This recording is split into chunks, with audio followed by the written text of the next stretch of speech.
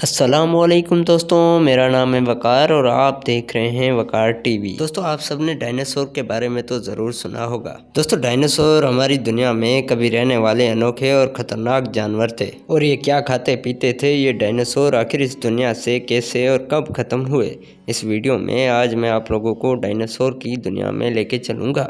تو شروع کرتے ہیں اپنا کاؤنٹ ڈاؤن۔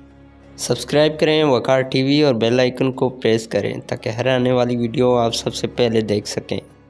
دوستو، 1819 یعنی آج سے 203 سال پہلے دنیا میں پہلی دفعہ ڈائناسور کے فوسلز ملے تھے۔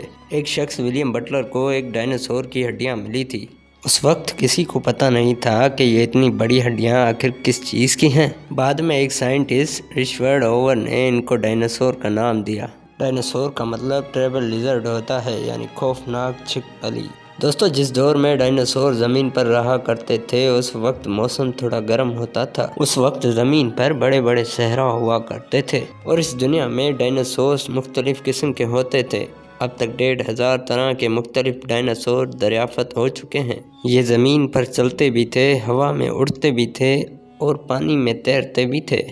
پانی میں تیرنے والا اب تک ایک ہی ڈائناسور دریافت ہوا ہے، اس کو اسپائنوسورس کہا جاتا ہے۔ دوستو، اب تک سب سے بڑے دریافت ہونے والے ڈائناسور کی لمبائی 85 فیٹ تھی اور اس کا وزن 65 ٹن تھا۔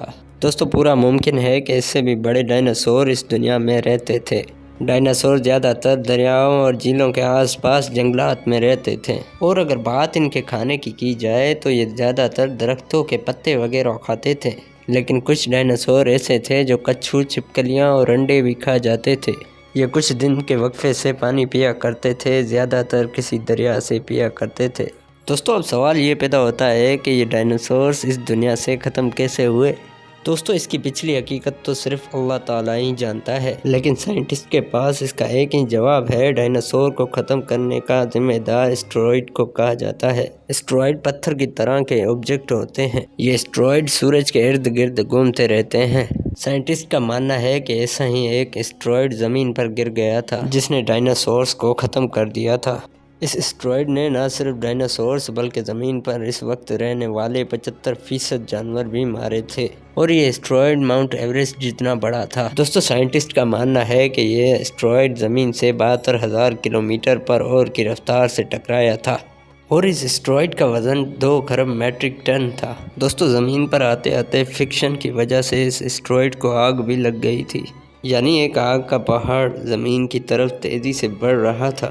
اس پتھر کا ٹیمپریچر 20,000 ڈگری سیلسیس تک پہنچ چکا تھا۔ دوستو، کہتے ہیں کہ اس اسٹیرائڈ سے اتنی زیادہ روشنی نکل رہی تھی کہ زمین پر موجود ڈائناسور کے جسم اندر سے نظر آ رہے تھے۔ دوستو، جب یہ اسٹیرائڈ زمین سے ٹکرایا اس کا امپیکٹ اتنا زیادہ تھا کہ آپ حیران ہو جائیں گے۔ دوستو، امریکہ نے جاپان پر جو ایٹم بمز گرائے تھے، اس اسٹیرائڈ کا امپیکٹ ان ایٹم بمز سے بھی 1 ارب گنا زیادہ تھا، اور یہ اسٹیرائڈ میکسیکو کے اس حصے میں جا کر گرا جہاں پانی بہت کم تھا۔ اس کے بعد یہ اسٹیرائڈ ہوا میں ٹوٹ پھوٹ کر پھیلنا شروع ہو گیا۔ وہاں سے 800 کلومیٹرز کے ریڈز تک زمین کا ٹیمپریچر 300 ڈگری سیلسیس تک پہنچ چکا تھا، اور یہ اتنی ہیٹ تھی کہ سمندر سے بھاپ نکلنا شروع ہو گئی تھی اور زمین میں جگہ جگہ آگ لگ گئی تھی۔ یہ آگ جنگلات میں بھی پھیل گئی تھی۔ یہ آگ اور اتنی گرمی میں ڈائناسورز بھاگنا شروع ہو گئے، لیکن ان کے لیے بچنا ناممکن تھا۔ دوستو، اس اسٹیرائڈ کے ٹکڑے ہوا کے اندر پھیل رہے تھے اور زمین پر مختلف گیسز اور ڈبریز کونے کونے میں پھیل چکی تھی۔ دوستو، اسی واقعے نے نہ صرف ڈائناسور بلکہ دوسرے جانوروں کو بھی ختم کر دیا تھا، اور سائنٹسٹ کو ایسے کئی ثبوت مل چکے ہیں جن سے ان کو پتہ لگا ہے کہ زمین پر ایک اسٹیرائڈ نے تباہی مچا کر ڈائناسور کو مارا تھا۔ سائنٹسٹ کے مطابق اس واقعے کا امپیکٹ کئی سالوں تک موجود رہا تھا۔ بہرحال دوستو، یہ اصل حقیقت تو صرف اللہ تعالیٰ ہی جانتا ہے۔ یہ صرف ایک تھیوری ہے۔ ڈائناسورز کے فوسلز آج بھی اس دنیا میں ملتے رہتے ہیں۔